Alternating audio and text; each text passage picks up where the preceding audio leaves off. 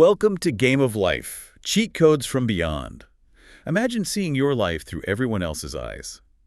Today, we discuss the ultimate masterclass in empathy, the life review. Which is a really profound concept when you actually dig into it. Quite.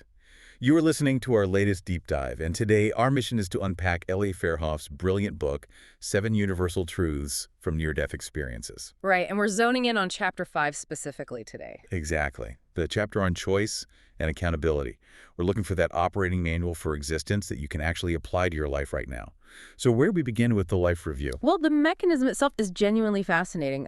When people hear the phrase life review, they usually picture this, this cosmic courtroom. A rather angry deity with a massive ledger tallying up your sins. Yes, exactly that. But looking at the thousands of accounts Fairhoff analyzed, it is not a trial at all. Not at all. It's more of an elegant, immersive education. You basically witness your entire life from a third-person perspective, but with this unflinching clarity. And what absolutely blew my mind in Fairhoff's notes is it's not like passively watching a documentary of your life. Right. No popcorn involved. Definitely no popcorn.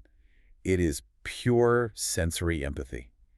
Experiencers report literally feeling the warmth of their own kindness exactly as the recipient experienced it. Which is beautiful, but on the flip side... Yes, rather uncomfortably, they also place the bitterness of their own cruelty just as the wounded person did. Right. You are inhabiting the emotional and physical experience of everyone you have ever interacted with. And that fundamentally changes how we view consequences. How so? Well, it means the universe isn't punishing you. It's holding up a mirror to show that your actions have inescapable consequences. A perfectly objective mirror. Exactly. And in many of these near-death accounts, people report encountering a being of light, essentially a presence of profound, unconditional love. And this figure emphasizes a really vital distinction.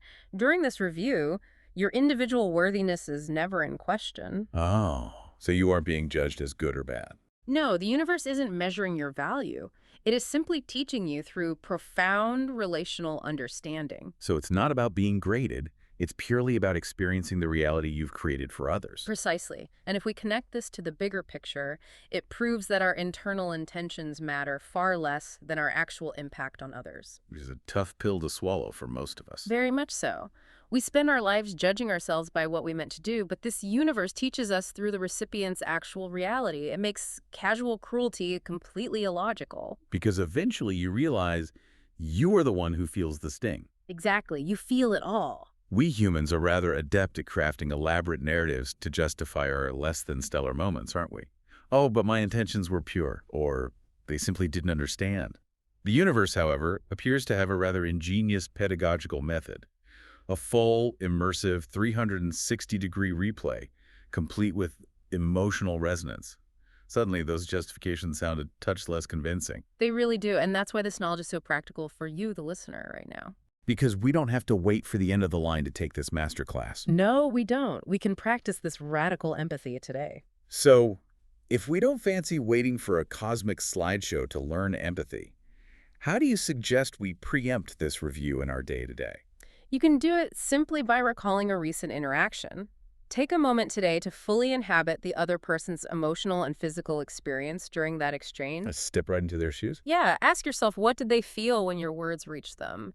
And the key here is to do this without offering any self-defense. No justifying your intentions. Right. Do not explain your intentions to yourself. Just inhabit their reality. It builds the very empathy the life review is designed to teach. I love that.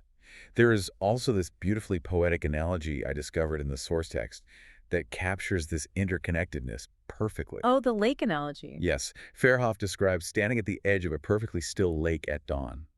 When you cast a stone into the water, the ripples spread outward, eventually touching every shore. It's a great visual. It is. The profound realization from these accounts is that in this universe, you are simultaneously the stone, the water, and the shore. You are the creator of the wave, and you are the one who receives it. It's a striking image that completely redefines our responsibility to one another, doesn't it? It absolutely does. It changes everything. Thanks for listening. I trust this was insightful. Find the book online, universal link in show notes. Join us next week for another look at transforming our thoughts. But before you go, I want to leave you with one final thought from the book's chapter on collective awakening to mull over. If humanity genuinely integrated this life review empathy into daily life, Imagine the systemic transformation. What if our prisons actually became centers of consciousness expansion? And what if our entire economy restructured around mutual healing rather than the perpetuation of harm, realizing that material accumulation is meaningless when you are already deeply connected to everyone else?